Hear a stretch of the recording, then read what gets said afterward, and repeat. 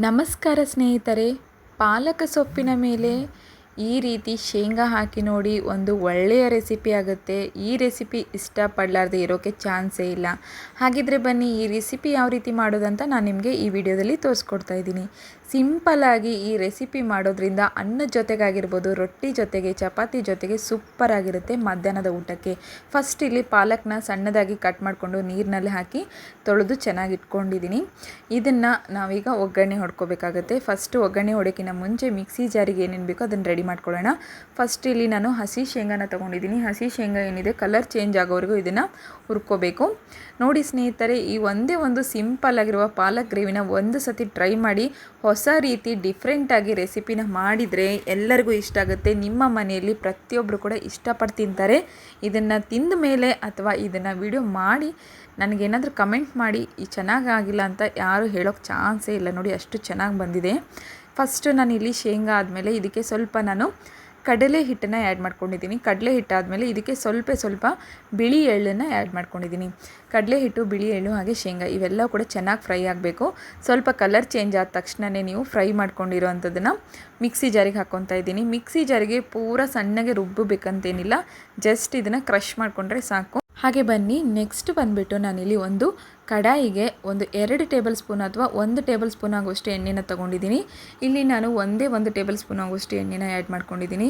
ಯಾಕಂತಂದರೆ ನಾನು ನೆಕ್ಸ್ಟ್ ಇನ್ನೊಂದು ಕೂಡ ಒಗ್ಗರಣೆ ಹೊಡ್ಕೋಬೇಕು. ಹಾಗಾಗಿ ಜಸ್ಟ್ ಇಲ್ಲಿ ಒಂದು ಅರ್ಧ ಅಥವಾ 1 ಟೇಬಲ್ ಸ್ಪೂನ್ ಆಗುವಷ್ಟು ಎಣ್ಣೆನಕ್ಕೆ ನಾನೀಗ ಸಾಸಿವೆ ಮತ್ತು ಜೀರಿಗೆಯಿಂದ ಒಗ್ಗರಣೆನ ಹಾಕ್ತಾಯಿದ್ದೀನಿ. ಚಟ್ಪಟ್ ಅನ್ನಬೇಕು. ಸಾಸಿವೆ ಮತ್ತು ಜೀರಿಗೆ ಎರಡೂ ಕೂಡ ಚಟ್ಪಟ್ ಅನ್ನಬೇಕು. ಅದಾದಮೇಲೆ ಇಲ್ಲಿ ಒಂದೇ ಒಂದು ಮೆಣಸಿನ್ಕಾಯಿನ ಅರ್ಧ ಕಟ್ ಮಾಡಿ ಹಾಕ್ತಾಯಿದ್ದೀನಿ. ಸ್ವಲ್ಪ ಬೆಳ್ಳುಳ್ಳಿ ಏನಿದೆ ಫ್ರೈ ಮಾಡ್ಕೊತಾ ಇದ್ದೀನಿ. ಜಸ್ಟ್ ನೋಡಿ ಸ್ವಲ್ಪ ಫ್ರೈ ಆಗಬೇಕು, ಕಲರ್ ಏನಿದೆ ಚೇಂಜ್ ಆಗಬೇಕು. ಅದಾದಮೇಲೆ ನಾನೀಗ ಇಲ್ಲಿ ಪಾಲಕ್ ಏನು ತೊಳೆದಿಟ್ಕೊಂಡಿದ್ವಲ್ವ, ಸೊ ಪಾಲಕ್ನ ಇದರಲ್ಲಿ ಆ್ಯಡ್ ಮಾಡ್ತಾಯಿದ್ದೀನಿ. ಪಾಲಕ್ ಆ್ಯಡ್ ಮಾಡಿದ ತಕ್ಷಣವೇ ನೋಡಿ ಕಲರ್ ಎಷ್ಟು ಚೇಂಜ್ ಆಗಿದೆ. ಈ ರೀತಿ ಪಾಲಕ್ ಏನಿದೆ ಸ್ವಲ್ಪ ಕುದಿಯೋಕೆ ಬಿಡಬೇಕಾಗತ್ತೆ, ಕಲರ್ ಚೇಂಜ್ ಆಗೋವರೆಗೂ. ಹಾಗೆ ಪಾಲಕ್ ಸಣ್ಣದಾಗಿ ಮೆತ್ತಗೆ ಸ್ಮ್ಯಾಶ್ ಆಗಬೇಕು. ಸೊ ಅಲ್ಲಿವರೆಗೆ ಇದನ್ನು ಚೆನ್ನಾಗಿ ಕುದಿಸ್ಕೊಳ್ಳಿ ಅಥವಾ ಫ್ರೈ ಮಾಡ್ಕೊಳ್ಳಿ. ನೆಕ್ಸ್ಟ್ ಇದಕ್ಕೆ ನಾನಿಲ್ಲಿ ಅರಿಶಿನ ಆ್ಯಡ್ ಮಾಡ್ಕೊತಾ ಇದ್ದೀನಿ. ಸ್ವಲ್ಪ ಉಪ್ಪನ್ನ ಆ್ಯಡ್ ಮಾಡ್ಕೊತಾ ಇದ್ದೀನಿ. ರುಚಿಗೆ ತಕ್ಕಷ್ಟು ಉಪ್ಪು ಅಂತ ಏನಿಲ್ಲ, ಸ್ವಲ್ಪ ಒಂದು ಅರ್ಧ ಟೇಬಲ್ ಸ್ಪೂನ್ ಹಾಕಿದರೆ ಸಾಕು, ಒಂದು ಚಿಟಿಕೆ ಹಾಕಿದರೆ ಸಾಕು. ನೆಕ್ಸ್ಟ್ ನೋಡಿ ಈಗ ಅದು ಕುದಿಯೋವರೆಗೂ ನಾನು ಇನ್ನೊಂದು ಪ್ಯಾನ್ನಲ್ಲಿ 1 ಟೇಬಲ್ ಸ್ಪೂನ್ ಆಗುವಷ್ಟು ಎಣ್ಣೆನ ಆ್ಯಡ್ ಮಾಡ್ಕೊಂಡಿದ್ದೀನಿ. ಎಣ್ಣೆ ಸ್ವಲ್ಪ ಬಿಸಿ ಆಗೋವರೆಗೂ ಕಾಯಬೇಕು. ಎಣ್ಣೆ ಕಾದ ನಂತರ ನಾನು ಇದಕ್ಕೆ ಇಲ್ಲಿ ಸ್ವಲ್ಪ ಈರುಳ್ಳಿನ ಆ್ಯಡ್ ಮಾಡ್ಕೊಂಡಿದ್ದೀನಿ. ಒಂದು ಅರ್ಧ ಆಗುವಷ್ಟು ಈರುಳ್ಳಿನ ತೊಗೊಂಡಿದ್ದೀನಿ.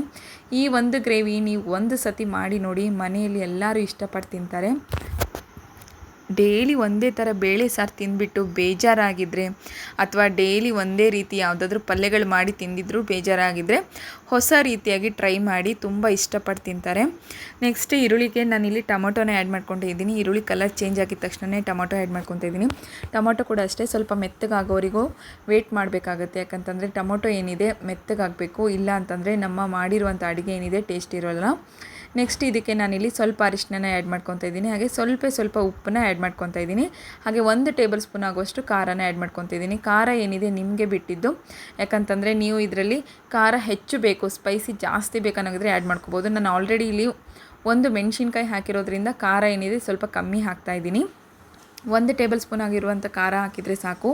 ತುಂಬ ಇಷ್ಟಪಟ್ಟು ಈ ಗ್ರೇವಿನ ನೀವು ಮನೆಯಲ್ಲಿ ಮಾಡಿಕೊಟ್ರೆ ಎಲ್ಲರೂ ಇಷ್ಟಪಟ್ಟು ತಿಂತಾರೆ ನೋಡಿ. ನೆಕ್ಸ್ಟ್ ನೋಡಿ ಈಗ ಇದೆಲ್ಲ ರೆಡಿ ಆದಮೇಲೆ ನಾವು ಮಿಕ್ಸಿ ಜಾರಿಗೆ ಏನು ರೆಡಿ ಮಾಡ್ಕೊಂಡಿದ್ವಲ್ವ ಪುಡಿನ ಇದರಲ್ಲಿ ಹಾಕಿ ಫ್ರೈ ಮಾಡ್ಕೊತಾ ಇದ್ದೀನಿ.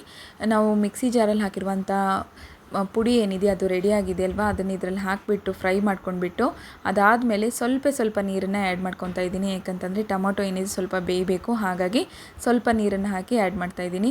ಅಲ್ಲಿವರೆಗೂ ನೋಡಿ ನಮ್ಮ ಪಾಲಕ್ ಏನಿದೆ, ನಾವು ಮಾಡ್ಕೊಂಡು ಇಟ್ಕೊಂಡಿರುವಂಥ ಪಾಲಕ್ ಏನಿದೆ ರೆಡಿಯಾಗಿದೆ. ಅದರಲ್ಲಿರುವಂಥ ನೀರೇನಿದೆ ಎಲ್ಲ ಕಮ್ಮಿ ಆಗಿದೆ. ಅದಾದಮೇಲೆ ಇಲ್ಲಿ ಕೂಡ ಅಷ್ಟೇ, ಫಸ್ಟಿಗೆ ನಾವು ಪಾಲಕ್ನ ರೆಡಿ ಮಾಡಿ ಇಟ್ಕೊಂಡಿರೋದನ್ನು ಒಂದು ಬೌಲಿಗೆ ತೆಗಿತಾ ಇದ್ದೀನಿ. ಈಗ ನಾವು ಮಿಕ್ಸಿ ಜಾರ್ನಲ್ಲಿ ಹಾಕಿರುವಂಥದ್ದು ಮತ್ತು ಈರುಳ್ಳಿ ಟೊಮೊಟೊ ಹಾಕಿ ಬೇಯಿಸ್ಕೊಂಡಿರುವಂತಹ ಗ್ರೇವಿ ಏನಿದೆ ಇವಾಗ ರೆಡಿ ಆಗಿದೆ. ಈ ಗ್ರೇವಿಗೆ ಮತ್ತೆ ಒಂದು ಅರ್ಧ ಗ್ಲಾಸ್ ಆಗುವಷ್ಟು ನೀರನ್ನು ಆ್ಯಡ್ ಮಾಡ್ಕೊತಾ ಇದ್ದೀನಿ. ಸ್ವಲ್ಪ ನೀರನ್ನು ಆ್ಯಡ್ ಮಾಡ್ಕೋಬೇಕು, ಯಾಕಂದರೆ ಸ್ವಲ್ಪ ಗ್ರೇವಿ ಏನಿದೆ ತಿಕ್ಕಾಗಿ ಬರಬೇಕು. ಸೊ ಹಾಗಾಗಿ ಸ್ವಲ್ಪ ನೀರನ್ನು ಆ್ಯಡ್ ಮಾಡ್ಕೊಳ್ಳಿ. ಈಗ ನಾವು ಪಾಲಕನ್ನು ಏನು ಅವಾಗೆ ಒಗ್ಗರಣೆ ಹೊಡೆದಿಟ್ಟಿದ್ವಲ್ವ, ಆ ಪಾಲಕ್ ಏನಿದೆ ಇದರಲ್ಲಿ ಆ್ಯಡ್ ಮಾಡ್ಕೊಂಡ್ಬಿಟ್ರೆ ಮುಗೀತು. ಇಷ್ಟು ಸೂಪರ್ ಆಗಿರುತ್ತೆ. ಈ ಒಂದು ರೆಸಿಪಿನ ಒಂದೇ ಒಂದು ಸತಿ ಟ್ರೈ ಮಾಡಿ, ಹೊಸ ರೀತಿಯಾಗಿ ಮಾಡಿರುವಂಥ ರೆಸಿಪಿ ತುಂಬ ಅಂದರೆ ತುಂಬ ಇಷ್ಟಪಟ್ಟು ಮನೆಯಲ್ಲಿ ಎಲ್ಲರೂ ತಿಂತಾರೆ. ಚಪಾತಿ ಜೊತೆಗಂತೂ ಪರ್ಫೆಕ್ಟ್ ಕಾಂಬಿನೇಷನ್ ಅಂತ ಹೇಳ್ಬೋದು. ಚಪಾತಿಗಿರ್ಬೋದು, ರೈಸಿಗಿರ್ಬೋದು, ರೊಟ್ಟಿಗಿರ್ಬೋದು, ಪ್ರತಿಯೊಂದಕ್ಕೂ ಕೂಡ ಈ ಒಂದು ಪರ್ಫೆಕ್ಟಾಗಿ ಬರುತ್ತೆ. ನೋಡಿ ಎಷ್ಟು ಚೆನ್ನಾಗಿ ಬಂದಿದೆ ಅಂಥೇಳಿ. ಈಗ ಇದನ್ನು ನಾನು ರೈಸ್ ಜೊತೆಗೆ ಹಾಕಿ ನಿಮಗೆ ತೋರಿಸ್ತಾ ಇದ್ದೀನಿ. ಬೌಲ್ನಲ್ಲಿ ಒಂದು ರೈಸ್ ತೊಗೊಂಡಿದ್ದೀನಿ. ರೈಸ್ಗೆ ಮತ್ತು ಈ ಗ್ರೇವಿಗೆ ತುಂಬ ಸೂಪರ್ ಕಾಂಬಿನೇಷನ್ನು. ಎಷ್ಟು ಇಷ್ಟಪಟ್ಟು ತಿಂತೀರಾ ಅಂತಂದರೆ ನೀವು ಬರೀ ಪಲ್ಯನೇ ಸಾಕು, ಈ ಗ್ರೇವಿನೇ ಸಾಕು, ಬೇರೆ ಏನು ಬೇಡ ಅಂತೀರಾ. ಆ ರೀತಿ ತಟ್ಟೆ ಪೂರ್ತಿ ಖಾಲಿ ಮಾಡ್ತೀರಾ. ನೋಡಿ, ಯಾರೆಲ್ಲ ನನ್ನ ಚಾನಲ್ನ ಮೊದಲ ಬಾರಿಗೆ ನೋಡ್ತಿದ್ದೀರೋ ನನ್ನ ಚಾನಲ್ನ ಸಬ್ಸ್ಕ್ರೈಬ್ ಆಗೋದನ್ನು ಮಾತ್ರ ಮರಿಬೇಡಿ. ಹಾಗೆ ಪಕ್ಕದಲ್ಲಿರುವ ಬೆಲ್ ಐಕಾನ್ನ ಕ್ಲಿಕ್ ಮಾಡಿ, ಎಲ್ಲರಿಗಿಂತ ಮುಂಚೆ ನೋಟಿಫಿಕೇಷನ್ ನಿಮಗೆ ಸಿಗುತ್ತೆ. ಈ ವಿಡಿಯೋ ಯಾರೆಲ್ಲ ನೋಡಿಬಿಟ್ಟು ಮಾಡಿದಿರೋ ಕಮೆಂಟ್ ಮಾಡೋದನ್ನು ಕೂಡ ಮರಿಬೇಡಿ.